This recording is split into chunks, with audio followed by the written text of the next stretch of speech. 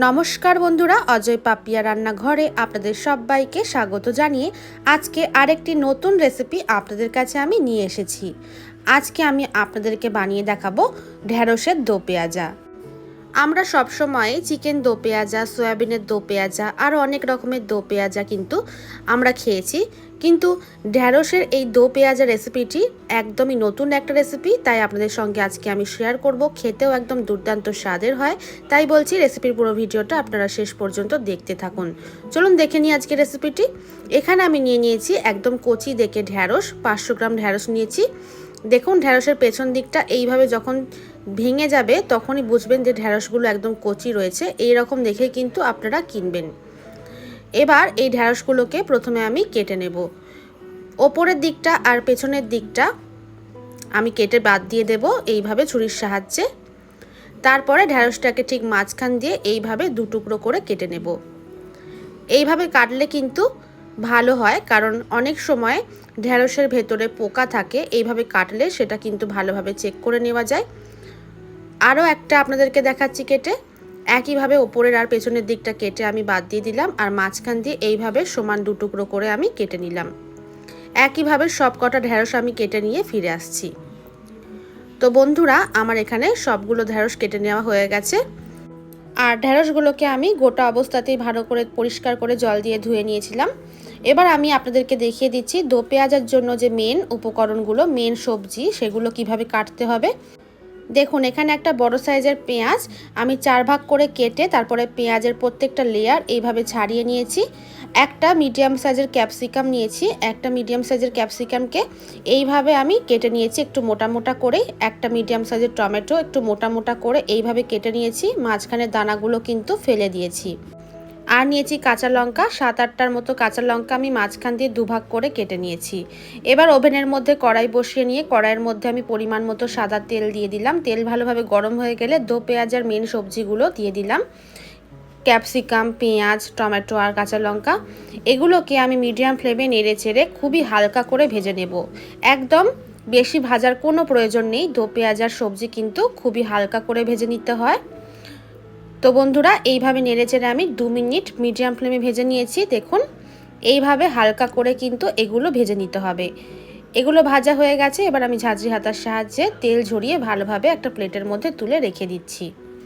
এই দেখুন, এবার ওই তেলের মধ্যেই আমি কেটে রাখা ঢেঁড়সগুলো দিয়ে দিলাম। ঢেঁড়সগুলোকে আমি নেড়ে চেড়ে ভালোভাবে ভেজে নেব।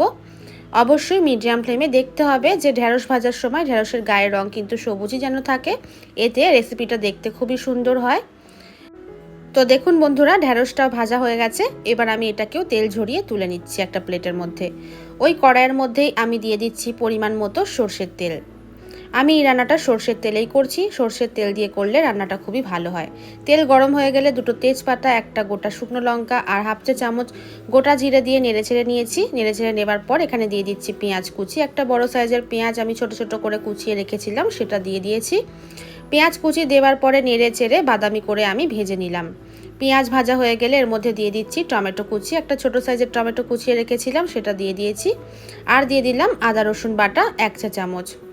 দেওয়ার পরে এগুলোকে আমি নেড়েচেড়ে নিচ্ছি যাতে এর মধ্যে থেকে কাঁচা গন্ধটা চলে যায়।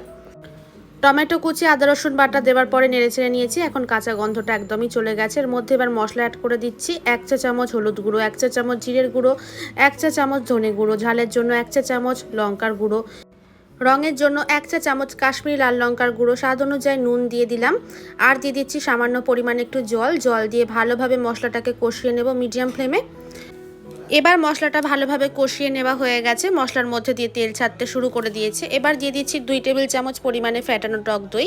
টক দই দেওয়ার পরে আরও ভালোভাবে কষিয়ে নিতে হবে কিছুক্ষণের জন্য। দেখুন এখন ভালোভাবে কষিয়ে নেওয়া হয়ে গেছে, খুব সুন্দরভাবে তেল ছাড়তে শুরু করে দিয়েছে। এবার আগে দিয়ে ভেজে রাখা ঢেঁড়সগুলো আমি মশলার মধ্যে দিয়ে দিলাম।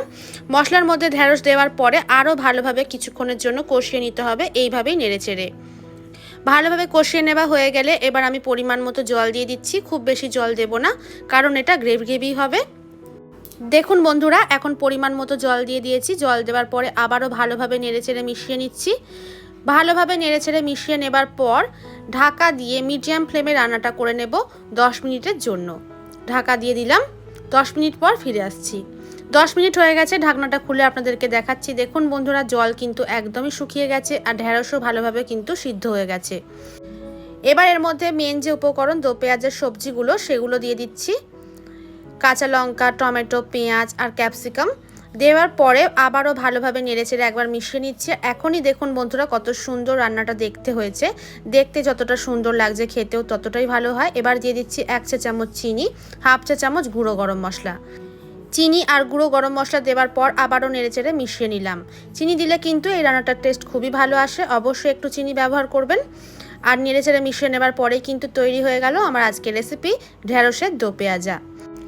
এই রেসিপিটি রুটি, পরোটা, লুচি, ভাতের সঙ্গে খেতে খুবই ভালো লাগে। অবশ্যই আপনারা একবার হলে বাড়িতে ট্রাই করে দেখুন, আশা করছি আপনাদের খুবই ভালো লাগবে। রেসিপিটি ভালো লাগলে লাইক, কমেন্ট, শেয়ার করবেন। আর আমার চ্যানেলে নতুন বন্ধু হয়ে থাকলে চ্যানেলটিকে সাবস্ক্রাইব করতে কিন্তু একদমই ভুলবেন না। ভিডিওটি দেখার জন্য ধন্যবাদ।